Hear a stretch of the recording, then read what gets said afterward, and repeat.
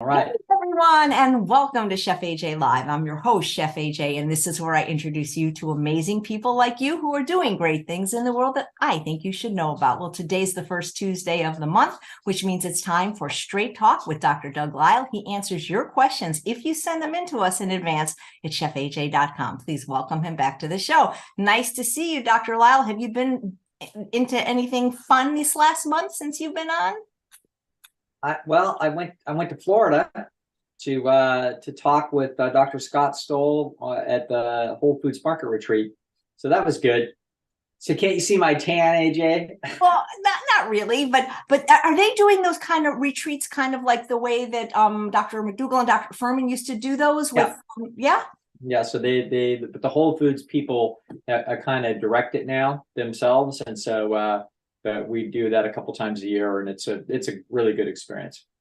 Well, that's neat. What's the weather like in Florida these days? Oh, it was nice. It's very nice.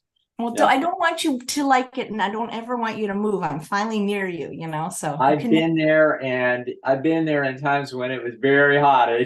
Okay, so it's not perfect all the No, time. no, but in October, I mean, it's hard to beat Florida in October. Yeah. What city in Florida did you go to?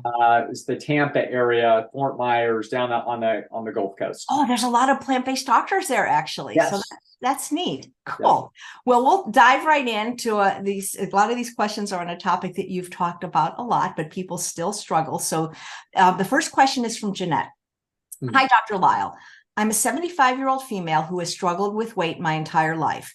I've recently resigned myself that I would just be fat my entire life. And then at Chef AJ's conference, I met Esther Loveridge, who is now 80 years old and not only lost 140 pounds doing the starch solution, but did it at the age of 74. And I was re-inspired that success is possible at any age. My question is this.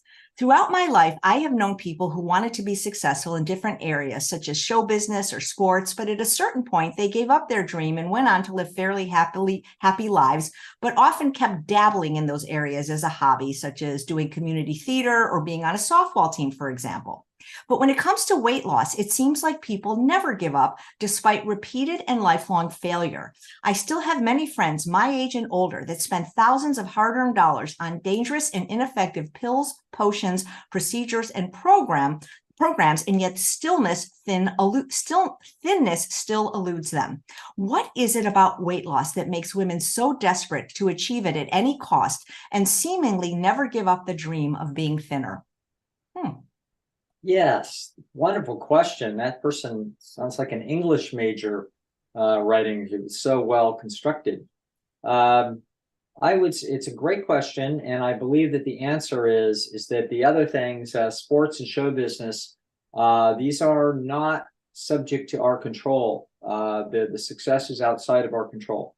We have competitors, we have people making monetary decisions. So as much as I might like to play professional baseball, if I'm not good enough, and all the minds in baseball that are looking over all the talent say, well, that Lisle kid, he's got a pretty good curveball, but he just doesn't have enough of an arm.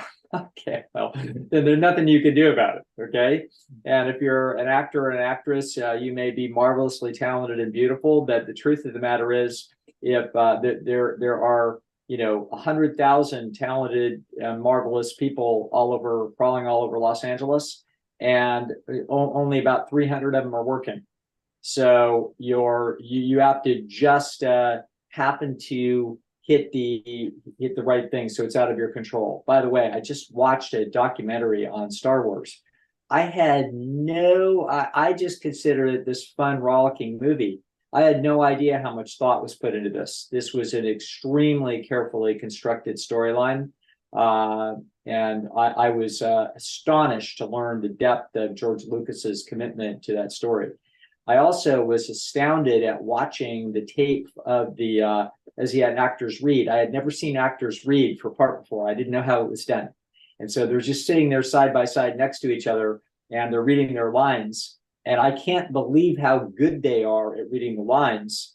Unbelievably good. And there they spent, like, I guess, a year or some incredible amount of time casting for this thing. And Harrison Ford was not seriously considered. He was the guy that they had the other people playing off of, and he was showing them how it was to be done. He was sort of instructing the people that were being considered. He's so good. When you watch him doing the drills, you're like, how do you not know that's him? That's clearly Han Solo. And so, how many times did he have to hit him over the head before they finally said, well, why don't we just use Harrison, for God's sakes?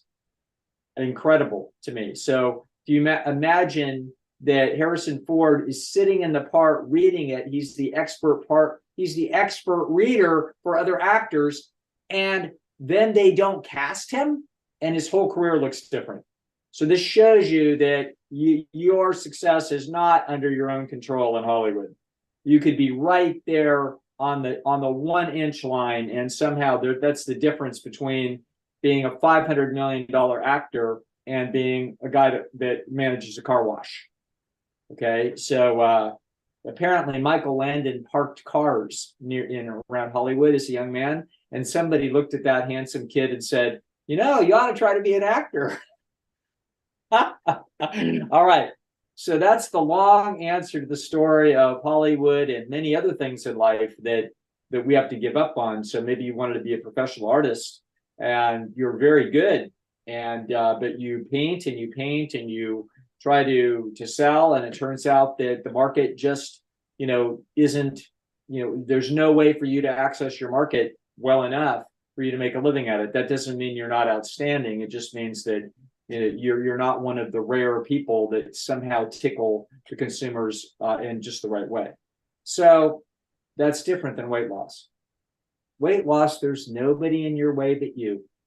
It is absolutely 100% assured that you will be successful if you do the right things. No wonder you don't give up on it. Your nervous system, your mind knows that this is within the realm of your possibility. The question is, do you and will you pay the price? Are you willing to pay the price? Okay. And so what people do is they make attempts. They attempt to pay the price. And then two things, several things can derail them. But one of the things that will derail them is that they actually don't know what to do. They're given bad advice. They are also given misleading advice that there's cheap, quick, easy ways to do things, that you can eat chocolate cheesecake, but if you count the calories, then somehow magically this is going to be successful, right? So they are given misinformation from hucksters who are looking to get rich off of their misery. And they also are miseducated and misunderstand from even well-meaning, misguided physicians who say, well, you really got to cut down on the carbs. The physician who got no instruction in medical school and knows absolutely nothing about how diet works. And then if they're incredibly fortunate, they somehow wander into the arena where the truth is being told. Okay. So that's super rare. Almost nobody gets here. Nobody gets in front of Chef AJ. 50,000, 100,000 people out of how many millions? Okay, so it's a very long shot to get the right information. So this gal has the right information, and she's 75 years old, and it's rattling around her mind like a loose screw, as it should. Okay, it's like, yeah, this is a worthy goal for yourself. And so now you're like, well, gee, why is it so difficult? Well, you bet it's difficult, but is it doable? Absolutely it is. I've met Esther, and yeah, looks great, healthy, mobile, everything's good. Okay, so wonderful person. So it's like, wow, hard to believe that person turned this thing around at 74. Pretty amazing, actually. I did not know that. You'd never know it if you met her and sat down and chatted with her. You'd never think that she was any different than she is today. So yeah, so she lives a different existence, and as a result of that, and now hopefully she'll have another 20-something years ahead of her in this state. And this person that's writing this question absolutely can do this. There it is. It's right in front of you. Doable. Nobody can stop you. That's the beautiful thing. So now it's a matter of, okay, Now we know what we want to do and we know how to do it. Now we have to execute. All right. So that's what we have to do. So sometimes people have to, go through some learning experiences. Sometimes they have to, Alan and I talked about people resensitizing their taste buds through water fasting. That may be unrealistic to go to True North, but you can contact Dr. Nathan Gersfeld at fastingescape.com. And Nathan is an expert in instructing people how to do this at home for short periods of time. We're not, he's not taking people out 38 days like they do at True North to cure cancer, but for helping people that would be capable of doing something like this at home shorter. Nathan is a great instructor for that. So that is sometimes Alan Goldhammer for years has, for 40 years has been talking about the use of fasting or modified fasting to help sensitize taste preferences so that people can make a transition to healthy living. That's one trick, okay? Adam said, the young star that rescued himself from the depths of despair, 7 or 10 years ago or whatever it was. This young man has a beautiful saying that encapsulates more artistically the things that AJ and I talk about, and that's it. He says your environment needs to look like your goals. It's like, that's beautiful. Talk about a way to synthesize what we're trying to say. Your environment needs to look like your goals. You go to AJ's house, which I've been. Kitchen is neat and orderly, and there's nothing but healthy food around, and there's little spice things in the jars, and I mean it's a work of art. Okay, the whole place is set up for healthy living, and that's exactly what happens there. So those are some ideas. So do you notice that it seems like this is more women seem to care about this problem a bit more than men? I mean, not that men don't care. Usually it's because like they have some kind of health challenge, but this seems to plague women more, like it's out of desperation in many cases. Well, the truth is that women gain, esteem by being thinner, and men gain esteem by being bigger.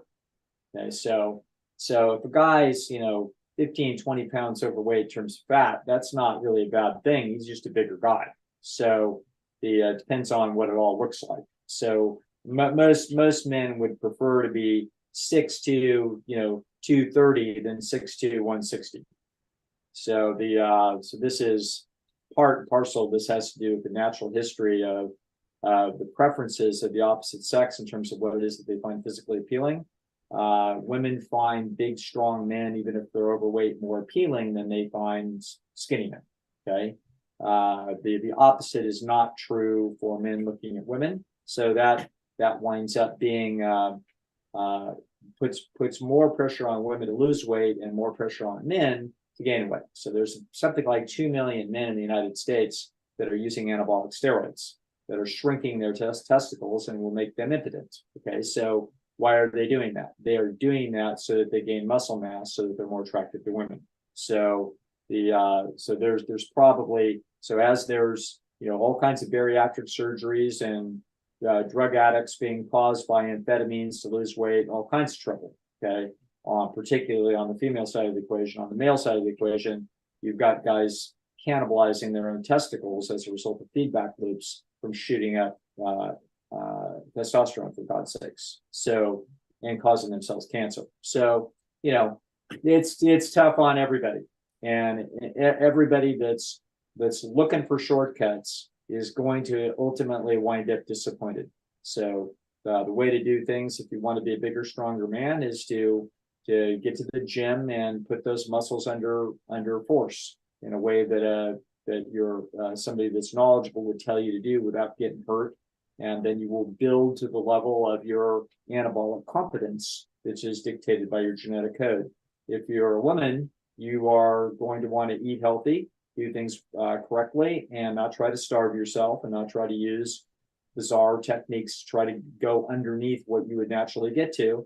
And some women are going to still be thick, but fit and beautiful, and some women are going to be rail thin and but nobody's going to be overweight. So you could be 5'6" and 150 pounds, a woman, and you are not overweight. That's just your biology. And you could be 5'6" and 105 pounds and not be underweight, and that's just your biology. The same thing is true for men on the side of musculature. So there's considerable biological difference in people on all kinds of dimensions. This is one of them. And so we happen to be in a space when we're talking about excess weight. We know that this hurts women's feelings and confidence more than it hurts men's. And so that's why we're usually talking to women. Yep. Well, people should know that they don't have to give up. It's never too late, but it's never too late. Never too late. Okay. So here's this question I know you've had before from Julia, and she basically is saying that she's worried there's something that's wrong with her because she eats 6 to 9 pounds of food every day. It's all to the left of the red line, which means fruits, vegetables, whole grains, and legumes. And she's lost 39 pounds over 2 years. She has about 30 to go.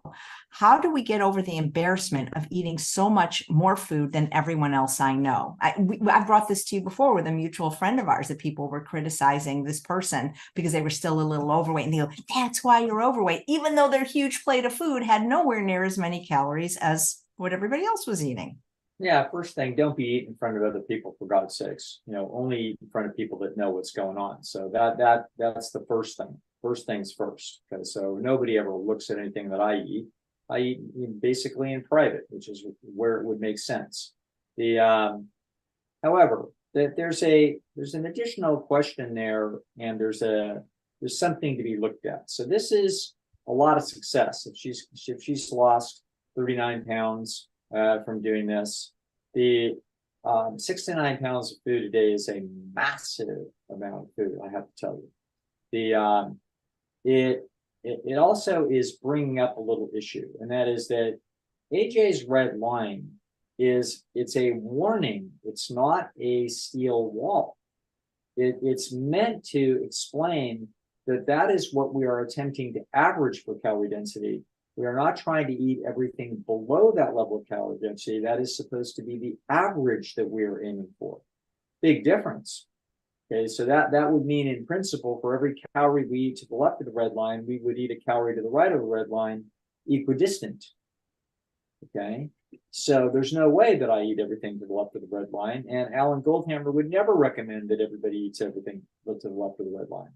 He would be explaining that anything to the left of the red line can be eaten with abandon as much as you want. You certainly don't have to be worried about eating as much as you want left of the red line. The issue is going to be as you go to the right of the red line. That's why it's a red line. It's like, okay, it should be an orange line, i.e. warning. Okay, it should be a warning line. It's not a red line. Different. Okay, so 9 pounds of food a day. This person's got to be eating a couple thousand pounds of food a day that would have starved to death. So if you're eating 9 pounds of food a day, and you're eating 200 or 300 calories a pound, that's a massive amount of food. You're not designed to eat that. Okay, you can do so, but you're not designed to. Your ancestors were much closer to 600-ish calories a pound on average with their food.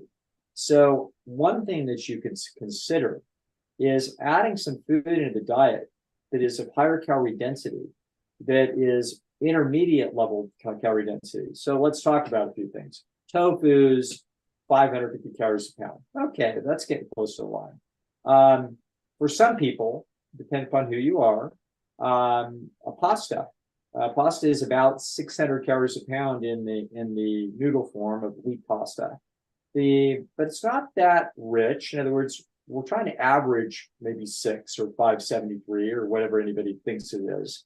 But the point is that then it certainly doesn't hurt our cause to be eating things that are near the line. And yet, if we eat some of that stuff, pasta and tofu, also avocados at 900 calories a pound are not really that far from the line. Okay, so notice that if the line's 573, then vegetables are at 200 calories a pound are further from the line than avocado is. So in principle, if I ate a bunch of carrot sticks, and along with avocado or something, those would even out and put me on the line. Okay. So this is how it is that I would be answering this person. Like, careful, let's make sure we're not living an unnecessarily bizarre existence. I don't believe that I've ever eaten 6 pounds of food in a day. I don't think I've ever done it. Okay. I've eaten a lot of low calorie density food in my life, but I don't think I've ever eaten 6 pounds of food in a day. So if you're eating routinely 6+ pounds of food a day, you have an unusually and unnaturally lean diet that you're eating. And that diet would appropriately be under some kind of modification in order to move it towards something that's a little bit more reasonable. Okay.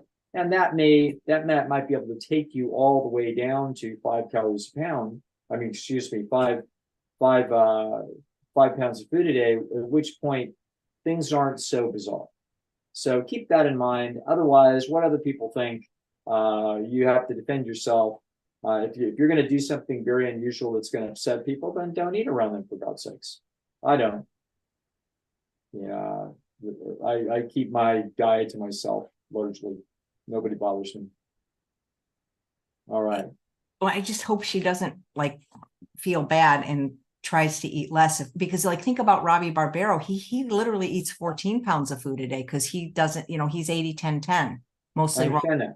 So that's Robbie has got, Robbie's a wonderful young man, and he's trying his own thing. He's working very, very hard to try to see if he can figure out how to outmaneuver type 1 diabetes. So he's an unusual and special case, and he's exceedingly knowledgeable and bright, and he's trying to discover what his body is capable of doing. That's an unusual personal scientific investigation that he's on. So that's a different thing. Okay, so this individual needs to look at the situation and hear what it is that I have to say. You should not have to be eating 300 calories a pound a day in order to lose weight. That's not necessary. Okay, you are biologically configured to be at an appropriate weight at what? 580 calories a pound, or whatever it is that the research sort of triangulates on, something like that. That's more or less what the truth is. Okay. So if you're down at 300, cramming yourself full in order to keep adequate calorie intake up there just to do your daily business, then that is an unnecessary regimen. Okay. It's one that you can do, but it's not one that our ancestors did. If our ancestors lived in a habitat where all they had was scratching out 300 calorie a pound diet, they left the habitat as soon as they could. That was a starvation habitat. So so I would move your average up from 200 or 250 or 300. I would move that thing at least up to 400 calories a pound, and see if we can back off some of the prodigious amount of eating that you're doing that is, basically an unnatural sustenance regimen. Yeah, it's funny because I don't get embarrassed I eat a lot, and I don't get embarrassed. I don't think I eat that much anymore. When I was losing, I was, but now I eat probably a more appropriate, I would say 4 to 5 pounds a day, that's pretty normal, right? But it's on the high side. That's on the high side because you're eating low calorie density. Right. Alan eats a lot. I don't think Alan eats 6 pounds of food a day, but he probably eats 5. Yeah, I would say, if I had to guess, it would be at least 4 and maybe 5, but right. But I'm kind of proud that I get to eat a lot. I mean, I think it's kind of fun. And, when I go to these spas where I teach, where they give spa portions, a half a cup of rice, and they see me this, and they, people go, "You eat so much." I go, "Yeah." And they're great. And they get to be thin too. Like, cause they just don't understand calorie density. Anybody can do it, whether they need to or want to is another story, but you can eat a lot if you want. Very true. Well, I think it's fun personally, but okay. So, pleasure trap question from Belinda. Hello, Dr. Lisle. What can I say to my family to convince them that the pleasure trap is real and I can't just stop eating super palatable foods? I've been trying to stop for years, and I know that I could have done it on my own. I would have done it by now. They just don't understand. Thank you. Yeah, no, I'll have to get your help, AJ. what do we think she's asking of us? In other words, how to talk to her family to quit badgering her? I don't want to put words in her email, but I'm thinking that it's possible she doesn't have a clean environment, and Right. that's derailing her. And the reason she doesn't is because, and it's not just her. I hear from this all the time, that they make fun of the people for asking for a clean environment. They feel they should have more self-control, and like, can't you just push yourself away? And I feel that those people are either insensitive, or maybe they just don't want those foods out of the house themselves, or Right. they're just disagreeable. So I think the only reason a person would need to convince somebody if it was a problem for them, because I don't need to convince my neighbor, like, but luckily Charles is sympathetic to that, and he doesn't Yeah. keep hyper palatable food in the house. Right. I think that this is an example of how having uncooperative people around us puts us in a position where our environment doesn't look like our goals. And so suddenly we are making the challenge vastly more difficult as a result of this. There's a difference between making it more difficult and making it impossible. So in my house, I've had various and sundry young adults living here from time to time, freeloading. And their diets, it isn't required if you live in my house that you live some clean way. Okay, so however, what I did finally out of my frustration was I went a few years ago and bought my own refrigerator, mid-sized refrigerator, and stuck it right in the kitchen. Okay, because I was having trouble getting to my stuff, and I got to move the cheese out of the way, and it's like, you know what? It's not that it's none of that's tempting to me, but it was got annoying basically.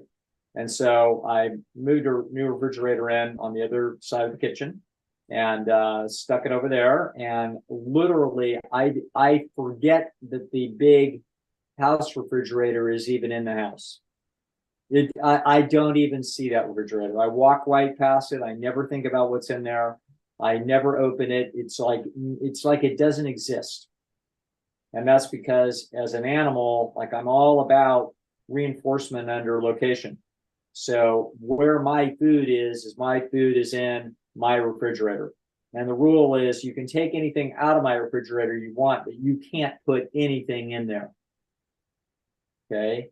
Whatever it is that you want to put in, it better go in your refrigerator. You got plenty of room over there. If you got too much stuff, clean it out and throw the crap away. But you don't put things in my refrigerator. My refrigerator is my food. You can steal it. That's fine. I don't have a problem with that. But don't put your crap in my refrigerator. That's the rule in my house. Okay. And as a result, I have a clean environment as far as I can tell and I experience. So that's what I would do, as I would delineate in your environment. These cupboards are mine. Those are yours. This refrigerator, I'd get my own refrigerator. Okay. That refrigerator, if it's a small one, it doesn't have to be a big one. It can fit somewhere probably. This is my refrigerator, same kind of rules apply. So maybe you can't, maybe you have to do, shelves, but I could just see shelves completely going south. Okay. So they make a big pot of, I don't know, ham soup, and they put it on right there because it's the only place is on the big shelf where you put your soup, and now it's in there, and now you're irritated. Okay. So better to have your own refrigerator with rules where their ingress and egress, and basically segment up your personal brain in terms of that there's places that your food exists and then everything else is off limits. And that's the best probably that you can do. You're not going to convince these people to cooperate. Very, very few people will ever walk this walk. This is a very special self-disciplined journey. Okay. And everything we do to make it more difficult makes it less likely that we're going to be successful. So being in a problematic household is a major obstacle. It is asking of the human mind to do things that it is not designed to do, which is to basically steel itself in the face of high calorie density temptation. Okay, so that is asking a tremendous amount out of the human nervous system to pull that off. So as I've said, if I had somebody that worked in a donut shop and they brought, donuts every morning, and the leftover donuts, and we had 7 or 8 of them hanging around in a pink box, I would be in trouble. Yeah, I can't imagine that I wouldn't eat 2 or 3 of those donuts every day. If you put those things right under my nose, free, you know what I mean? In other words, I don't have to jump through any hoops to get it. If there's a bunch of junk right in my house, I'm going to be in trouble. Turns out the people and the stuff that they bring into my house is not something that tempts me. I just couldn't care less about sour cream. It's irrelevant. So, but if you put things relevant to me in front of me, you put some, chocolate, maple bar, donut, that's going to be a problem. So it's not a problem because it's not in my house. And if it's not in your house, it's not in your mouth. Got it. Dr. Lisle, I have to go back to the last question because something keeps banging on my brain about it. Yeah. The people that teach the weighing and measuring programs, they're not plant-based, none of them. They're doctors, not generally, and sometimes they're MDs, but usually they're PhDs, and they do this strict weighing and measuring. And one of their tenets is that things have to be weighed because some people have this is what they say, a volume addiction. So they even weigh out 7 ounces of non-starchy vegetables. I'm curious for Julia, is it possible that some people just require more food in terms of volume to feel full? You talk about the Yao circuits in the pleasure trap. And I'm just wondering, because Charles can eat just little things. Oh, I'm so full. Is it possible that some people just need more food, regardless of the calorie density of it? Yes. In other words, but remember, you've got a hypothalamus that's keeping track of that. So Alan needs, he's a bigger person than I am, but he also needs more calories. It's just full of hot air. He actually, his temperature, if you ever shake his hand and you're visiting Alaska, you'll be amazed because his hand is warm. Everybody else is freezing to death. Okay, so there are people that just generate more heat, they generate more calories, and so all 2 people, 5'4" 132-pound women are not the same.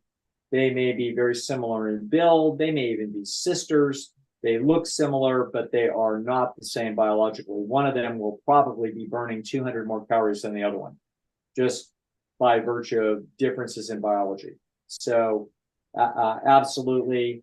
However, what we can see is that as you eat foods of greater calorie density, you're going to eat less and less volume. The system is not insensitive to that. So if I take a big volume eater and I start pouring a bunch of olive oil over everything that they eat, trust me, they're going to eat less. They will start to feel sick, over the richness of that food. And I can take somebody that typically eats 5 pounds of food a day, and believe me, after 3 pounds, they will have had enough. Right? Why? Because I would have fed them 4,000 calories of a bunch of stuff drenched in olive oil, and they'll feel like throwing up. So you are not at the mercy of stretch reception and needing volume. It's an interaction between the volume that's in the food and the calorie density of the food together. And so that all we need to do is we need to not be out in the land where food is artificially calorie dense. At that point, the system gets into trouble. It wasn't designed by nature to be eating diets of 1,000 calories a pound. So people are eating diets of 1,000 calories a pound. If you try to weigh and measure your way out of that, you're going to fail. Okay, it's not going to work. So you will feel a tremendous recurrent hunger drive that is not satisfied if you're trying to eat very rich foods and just trying to eat less of them. So that's the story. That doesn't mean you can never eat rich food. Our ancestors did. So occasionally, for example, I wouldn't eat animal food, which is rich, but I would occasionally eat some dried carbohydrate. So some cram muffin that somebody might make for me, that's a dried out carbohydrate that's a higher calorie density, but it's healthy. Okay. So I'll eat toasted corn tortillas when I'm going to have my rice and beans on them with, salsa and lettuce and tomatoes and some slices of avocado. That's that thing all put together. The corn tortillas are probably 1,500 calories a pound toasted. and the avocado is 900, but the rice is 500 and the beans are 400 and the lettuce is 100 and the salsa is 200. By the time we put it all together, we probably have something that's 400 to 500 calories a pound. So I forget what I'm trying to say. Oh, but the point is that if I eat those things, which I do from time to time, and I'm not considering that a treat, I'm considering that a staple. So now that 500 calories a pound, that is going to be considerably more satiating than someone who's just eating a plateful of steamed vegetables. If you eat a plateful of steamed vegetables with 200 calories a pound, you're going to need to eat 2.5 times as much of that stuff than me eating my tostada. Okay. And your brain is smart enough to figure that out. So it won't eat 3 times as much. It won't go to 600 calories because you just mysteriously eat too much food. No, it's very, very intelligent. The information processing that's involved in satiety, to get this right, over the last 10 years that AJ's been skinny, she has eaten different diets on different days. There's been different configurations of food, and yet it all washes out and leaves her in the same place. Okay. That's because the hypothalamus is smart enough to be able to know the difference between 300 calories a pound, 347 calories a pound, 447 calories a pound, and 513 calories a pound. There's no difference. It's not going to make any difference how much weight you put on your body. The only thing that's going to be different is how much food you eat. Okay. If you start getting past some point, when you enrich the diet enough, then we're going to start seeing weight put on you. Okay. Now we've found the line where that starts to happen. But you're not going to see bodily differences in two people. One of them is eat 300 calories a pound, or an individual. They're not going to be any different physically with 300 calories a pound or 450. Both of those averages are so sufficiently lean that person is going to be very lean. When they're eating 300 calories a pound, they're going to be eating 7 pounds of food a day. If they're eating 450, they're going to be eating 5 pounds of food a day. In other words, it's all about the same amount of calories. They're going to look the same, but in one case, they're eating a lot more food. Okay, for no good reason. Okay, there's no purposes served by that unless they happen to really like that process. So keep that in mind. That's how that works. That's why we don't weigh and measure, and we don't reach for extremely low calorie density. Neither of those things makes any sense. This system was designed by nature to average an intermediate level of calorie density. That's what we need to be aiming for. Thank you. I didn't mean to confuse people with no. the red Really line. good question. Sure. Yeah. Anytime we want to take a shot at weighing and measuring, it's always a good idea. Well, yeah, no, thank you. Oh my God, I love you for saying that, because where did they get their science that this is the only thing that works for food addiction? I mean, it's such a religion with them, and the people that do it, it's very hard. These are the ones I don't like to work with them. But why do they think? I can understand things that are, oil or peanut butter, of course, but to say that you can't have more than 7 ounces of vegetables, and they're also strict about no snacks. You can never snack. Meals are planned, and you have to report it to your sponsor the day before. You can't. It's so rigorous. I don't know how anyone does it, and where's the science that it's the only thing that works? Because you've been working for the McDougall program for so many years, and they never weigh and measure their food. Nope. This is all it. There are things that appear to have superficial logic. Okay, so weighing and measuring has superficial logic. The superficial logic is compelling to people, and so there are some people who, by following this such a program, they actually have some success. No surprise, they're probably eating lower calorie density foods. They got a bunch of rules for not eating much of rich food along with it. So they're having some success, and now they're not sure what to attribute the success to. And so they attribute it to what they're being told that is responsible for the success, which is the weighing and measuring. So what this is really, what it activates is superstition. So superstition can be powerful. In other words, you believe something is the reason, and by God, therefore it's like you see evidence of this, AJ, in OCD. So yeah, OCD is if I tap 3 times with my left hand over here, then I'm going to be okay. Why? Because every time if I do that, then it turns out that nothing bad happens. Ah. All right. Yeah. Did you ever not tap 3 times and see if anything bad happened? Well, I did that once, and then the kid fell over in the high chair, and we had to take him to the emergency room. So yeah, now I keep tapping. Every 2 minutes I do 3 taps. Okay. So this is you can see how different minds, the way they're built, they are more susceptible to OCD like kinds of superstitious processes. Okay.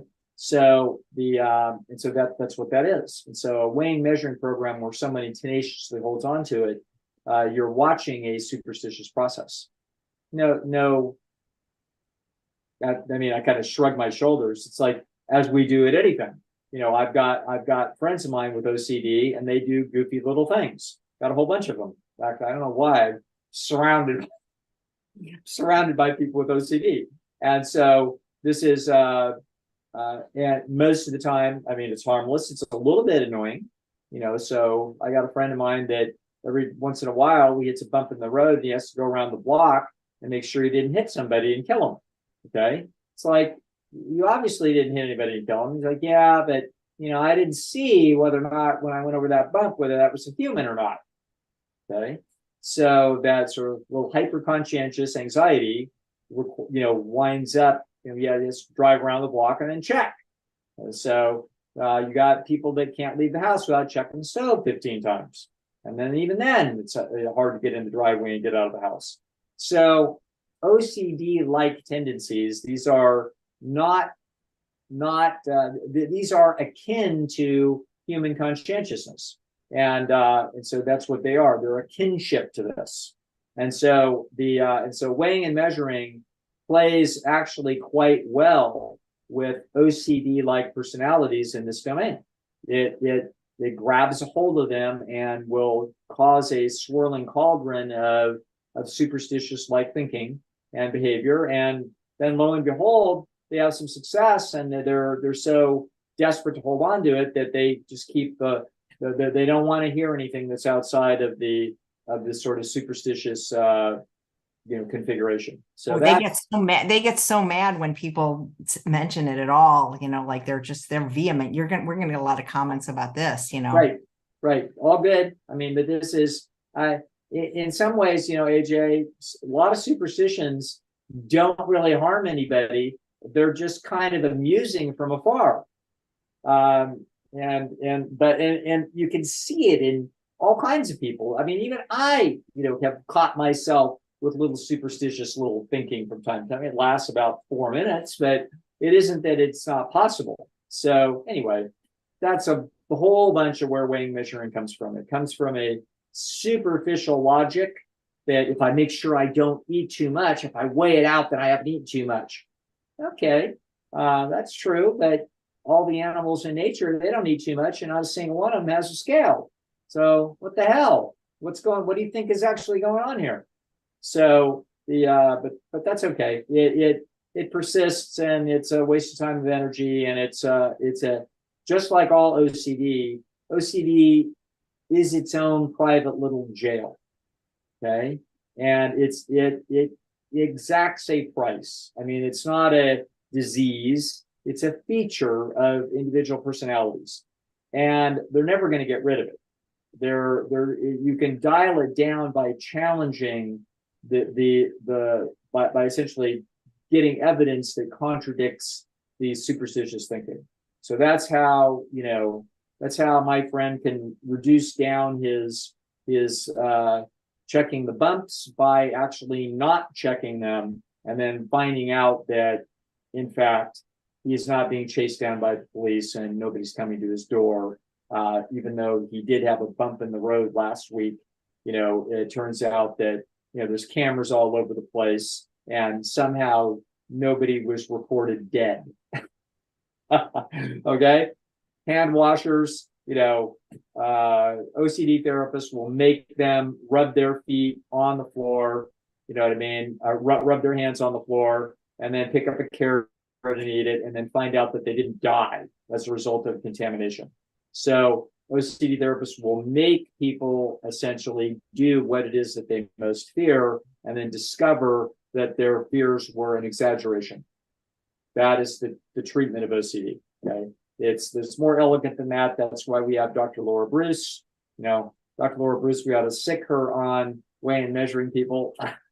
Well, she's been on the show. Yeah. I don't think she wants them. Okay. But the point is, it's that same kind of process, and so I'm not surprised that it's out there, AJ, and it's going to be out there for as long as we live. Great, thank you. I've just never seen it anywhere in the plant-based world. None of them, none of them. Right.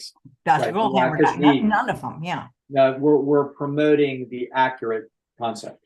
That's why. Thank you. This is from Anonymous. Recently, I've heard both Dr. Sabatino and Dr. McDougall say, when you look in the mirror and you like how you look, it's when you know you're at your ideal weight. This makes me feel discouraged because even though I'm thin, I still suffer with body dysmorphia that seems to have gotten worse. I've been at my goal weight since 2018, but I don't think I'll ever get to the point where I can look in the mirror and see myself slim. Are there any strategies I can use to help me merge the mental picture I have of myself with the physical image everyone else around me sees? Yeah, those are two guys that are talking. Alan Goldhammer looks in the mirror and he hears a standing ovation. Okay, so women are going to be inherently a lot more self-critical about these issues for reasons we talked about earlier. So I don't know exactly necessarily how to help you. This is actually an interesting kind of case that it's a little bit of what anxiety is about, and somewhere in there's maybe some fears that need to be challenged. I'm not exactly sure how to do it. That's why it's not a bad case for Dr. Laura Bruce, by the way. That's a sort of an interesting kind of case. I can tell you there'd be different kinds of ideas that we could attack this with. I'm trying to think now. I have several things swirling through my mind about how I might handle that if the person talked to me. Let me think about that. Yeah. One thing I know, my colleague Jen Hawk would tell people that probably a really good idea to disengage from a lot of social media that you may be looking at. So we have found, for example, this person is not a young person, but we have found that since the advent of social media in the last decade, that young women are vastly more self-critical about their appearance than they were 10 years ago. So there's too much comparison, competition. Social media is not actually people particularly connecting. What they are doing more is they are presenting, they are sort of displaying for feedback and likes and so on and so forth. So what has happened in the social media space is that, not all of social media space, obviously, but a lot of social media spaces has become a process of pretty people making displays.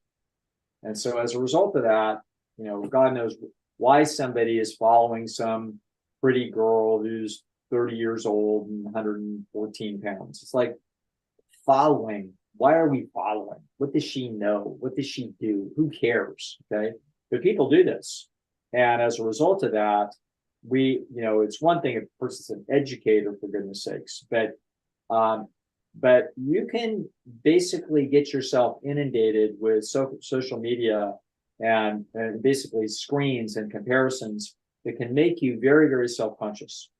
And so that could be contributing. I have no idea if it's contributing to the struggles that this person's having for the last 5 years, but it might be, and there's a good chance that it is. So anyway, I would, Dr. Jen is pretty adamant that an awful lot of problems are being generated by these kinds of this kind of addiction to social media, its feedback and social comparison, et cetera, and that it is it's problematic for people's happiness. So that's another person that this individual might consider contacting if this is a problem that they're having with this. Jen is an exceptional counselor, and has had her own issues and had her own weight loss odyssey and her own, she certainly struggled and had a lot of success, but just is a natural hard worker in this space psychologically. So that this is very, very interesting question, tricky. I always look at psychological problems ultimately if I forget, but I look back to and I ask myself the question, did this exist in the Stone Age? And the answer is no. We didn't have people looking themselves in the mirror thinking that maybe they weren't at their ideal shape. That wouldn't have been a characteristic feature in the Stone Age village. Okay. So we can see that the problem is derived from environmental processes taking place in the present. Okay. Same way that there's no alcoholism in the Stone Age village. There was what else was it? Yeah, there was no drug addiction. There was no obesity in the Stone Age village. Why? There was no weighing and measuring in the Stone Age village. There's no weighing and measuring in the Stone Age village. Okay, they had all kinds of superstitions and all kinds of interesting little cultural bizarre things that they did. But what they didn't do was they did not look, go to a still lake and look down on their, from above, look at their bodies and then obsess about it. Okay. So something about what is available to us for information feedback is problematic. And so we want to look at that and see how it is that we can change our environment. Okay. Thank you. I know this person, and I texted and said, are you on social media? But they have, I guess they're at work. They haven't gotten back to me yet, and maybe they will during the time in the broadcast. Okay, I listened to every single episode of Beat Your Genes, and I don't think you've ever answered this question before. Also from Anonymous, Dear Dr. Lisle, while I've never seen a mental health professional, mostly out of fear, I definitely have a few quirks and need some help. I can't stand the sound of other people eating, especially when they chew with their mouth open or talk with their mouth full. It doesn't just make me cringe, it literally sickens me to the point where I want to vomit. I've always managed this by eating alone, but now my work has mandatory weekly lunch meetings. I can't get out of them, and I get so nauseous watching and listening to others eat. I also get angry and annoyed when I hear people cough, clear their throats, or make other distasteful sounds. Should I explain this to my coworkers or HR? What is wrong with me? And is there anything I can do about this? I've actually known a few people with auditory. It's a great question, and it's way out of left field. And I believe that is a totally legitimate, i.e., mental quirk that it is almost certainly genetic, and so as a result, I don't think there's any way you get out of it. I think that's just that person's nature. And I've run into a lot of things like that with a lot of people over the years. I've been in this business for 40 years. And so there's been, there's been 50 people, one person a year or so that has some real oddity like that. And that is this is sort of this very high sensitivity to certain sensory inputs. I think that I would go to HR and just say, hey, I got to be excused from this. Whatever. So somebody can write up a synopsis if there's something important that took place at that meeting. But but I need to be out of it. And I don't think that there's any way that that company could reasonably try to force your hand on that. That is that's a legitimate accommodation issue. That is that is the equivalent. I hate to call it this because it's only this way. It's a handicap. In other words, it isn't. I don't see anything particularly wrong with it, but at all. In other words, but the point is, it is effectively a handicap under certain conditions, and I think it absolutely warrants accommodation. And if they need some psychologist to write a 1-paragraph thing to make it all square with HR, then you do. If you're in California, contact me. I'm a licensed psychologist in California. That's so interesting. That's how I would probably handle it. Let's not try to fight it. Let's not try to fix it. I.e., work harder on your environment than you do on yourself. I Googled it and I came up with the word. It said misophonia. Yeah. I don't know that I'd ever heard that term before, but I knew that thing exists in the world, and this is a legitimate, quote, disorder. That's so interesting. I used to be, over 40 years ago, I used to be a respiratory therapist, and part of it, people would like cough stuff up and then show it to you. And like, I was able to do my job, but frankly, I didn't love it. It was kind of cringy, but I was getting paid. Much better people showing us the nice vegan food they make, AJ. That's way better. Absolutely. So this is from Renee. Dr. Lisle, I'm an older woman who gets up 3 times every night to pee. I already avoid drinking fluids before bed. I've heard you say in the Stone Age this was not normal, so not to worry. But everybody else says we need uninterrupted sleep, and it's good to take meds to strengthen my bladder. Who's right? Take meds to strengthen the bladder? Yep. It is not at all a problem getting up, and you do not need interrupted sleep. That is total fallacy. So the issue would be that I don't know whether or not there is anything that is truly, God, I hate to use the term safe and effective, because every time we find out that something might be effective, turns out it's not safe. However, I have known on probably fairly rare occasions for Dr. Peter Sultana to prescribe medication.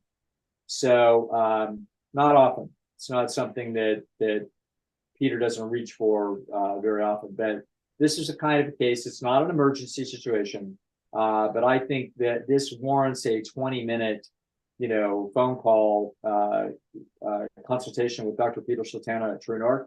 That's just the finest family physician doc that I know, and so this would be something that he would know about, and he would be able to do a more comprehensive background check on everything that you're doing, and listen and find out all about you, and then he would tell you what he would think about this problem and how it is that he think it would be best be managed. He might tell you something that I don't know, and he might actually say, in that case, maybe we would use a 0.5 milligram of melatonin. You know what I mean? I don't know that he would say that. I definitely wouldn't, but I'm not an expert on this issue. So yeah, let's defer to somebody who likely is. Okay. Well, I can attest he's great. Ever since he became my doctor there in 2011, I book him almost monthly. I mean, I'm not sick, but I like having him. He's got such a great voice and personality. It's just, and he doesn't, did you notice he hasn't aged in like 20 years, like literally? He just, that's ridiculous. I love that guy. It is what it is. Love that guy. Okay. This is from Liza. I read Natural Hygiene by Herbert Shelton because I heard it was an influential book for Dr. Goldhammer and you. Most of the book is about food combining. Is there any merit to food combining? I think it is generally said there isn't, but once I heard Dr. Clapper say that fat like avocado is best eaten with vegetables and not starches because eating fat with starch causes the fat to be stored more efficiently. Any thoughts? Yeah, Michael may be right. There may be some tiny little effect, but it would be trivial. Okay, so Michael would be more knowledgeable about digestive issues and the sequences of foods that could be an issue for some people. Okay, so the early hygienists made way too big a deal about food combining, and so what they were thinking and is just largely understood at this point to be misunderstandings. So that doesn't mean that there aren't occasions when Alan will tell somebody, okay, this is what you ought to be eating. This ought to be the order that you eat it in, or these ought to be the combos. But those are people with particular digestive challenges that we are trying to essentially work around their limitations. So yeah, I never think about food combining, but I do actually eat with concepts of digestion problems in mind. So for example, I never eat watermelon or pears or any juicy fruit, pineapple or anything like that on an empty stomach. If I do, I will wind up very likely in a lot of pain. Okay, so that's just a natural thing for me. And sometimes I desperately want to eat some watermelon on an empty stomach because I just played basketball and there's a bunch of fresh cut watermelon somewhere. And it's like, oh man, do I want that watermelon? And then I'll eat a few bites of it and hope to get away with it. Okay. Only problem is there's about a 10-15 minute delay of pain. So I've only messed that up, folks, 500 or 600 times. I have eaten myself into pain by doing that kind of thing. It's like, I haven't done it in a while. I'm on a pretty good streak. I probably haven't done that in 6 months. I don't know if I've done it 500 times. I've certainly done it, 150 times, 200 times in my life. So, so is there something to, by the way, if I already eat oatmeal first, or, a couple of bananas, or, anything, some spaghetti, if I already eat anything before, and then 15 or 20 minutes later, eat the watermelon, I can eat as much watermelon as I want, but I cannot eat it on an empty stomach.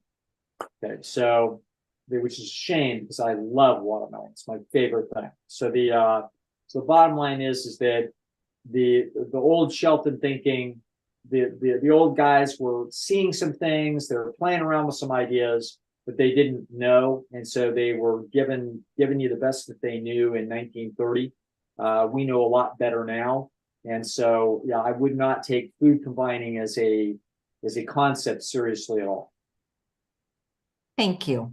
Yeah. I'm the opposite, Dr. Lisle. I can't eat watermelon after a meal. I have to have it first, which means that when you come over again, it's going to be all gone because I eat it right before my meal. And we know how Ben picks watermelon. You got it. You got it. Okay. Laurel says, Dr. Lisle, I've heard you allude to the history of fluoride being political and the opposite of health promoting, but I've not heard the history behind it. Could you please flesh it out? I actually don't know. I probably reported that right after I had read something. And so I was all hot and bothered about it, which you should be hot and bothered about it. This came to my attention from Michael Greger raising a fuss about this sometime in the last year. And I'm glad he did because I was asleep on it. Then I instantly ran and told Alan and said, yeah, Doug, read my stuff from 25 years ago. I've been telling you this for a long time.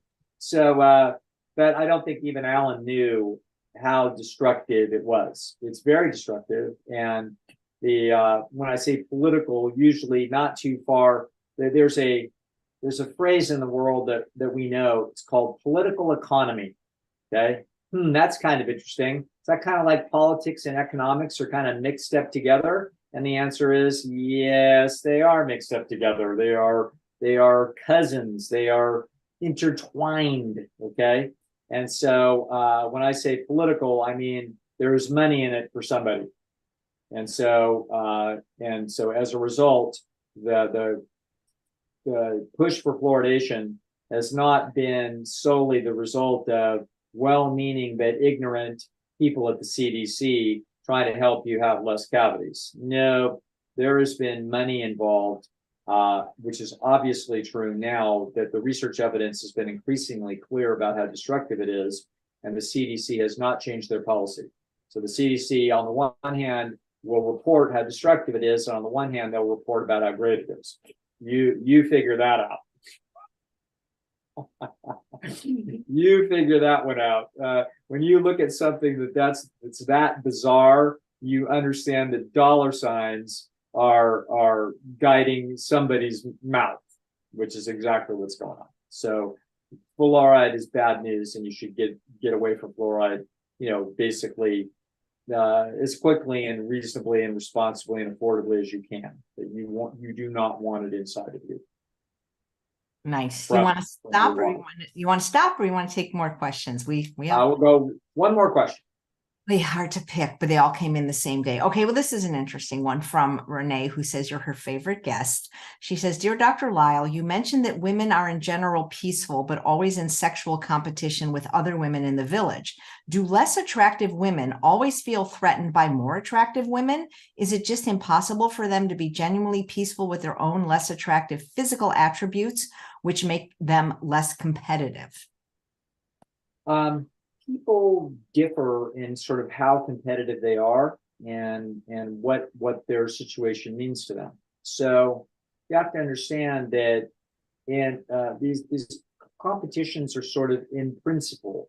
You might not even really hardly be consciously aware of them, or you may be very consciously aware of them, depending upon what the situation is and who you are, etc. So so it would not be the case that a less attractive woman would always feel in competition with a more attractive woman or with other women in general. In other words, they may not be really very inherently worried about that situation. They may not be even thinking about mating competition. They may have set that whole thing aside in their life. And I have met people of various degrees of attractiveness, including highly attractive, that were basically completely and uninterested in sexual process at all. That it just literally wasn't inside their nervous system. They had no motivation whatsoever, and there was nothing wrong with them physically, and yet they have plenty of opportunity but no interest.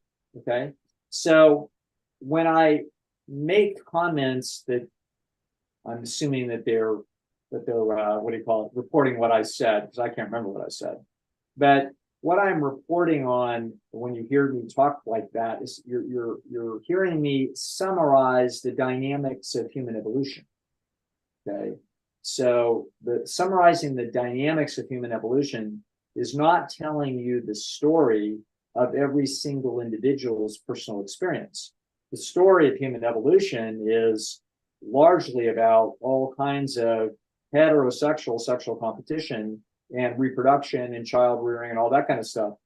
That story leaves to the sideline gay and lesbian community. Okay, it isn't that those people weren't there in our natural history, but when evolutionary biologists are thinking about what drove the evolutionary processes of the species and what is characteristic, what you find is high levels of motivation in all species behind sexual competitive process. Okay, so now that means you're going to find inside of gay and lesbian communities sexual competitive process. It just looks slightly different. Okay, so it's the same kinds of processes are going on. So, but that doesn't mean that every single individual is either feeling competitive ever or in a given place. It's also true, incredibly, that you will see very attractive people feel very sexually competitive with people that are significantly subjectively or objectively less attractive than they are. It's like, whoa, what's the problem there? Like, why would we have any kind of sensitivity? The answer is God knows why. In other words, that person is hypersensitive and hyperdefensive and hyper anxious and OCD-ish and disagreeable, or God knows what. Okay, so all of these basic processes of life have to be seen. They can be seen through two very different lenses. One of them is an overarching lens of the species, as if we were a Martian biologist that was cataloging the general processes of how this species goes about its business. Okay, in that case, we will find that both women and men definitely human individuals typically are sensitive to sexual competitive processes. They just are. Okay, it has been a useful and important feature of human evolutionary history to be paying attention to that for many reasons. But one of those reasons is if we are mated, we have to be worried about our competitors stealing our mate. Okay.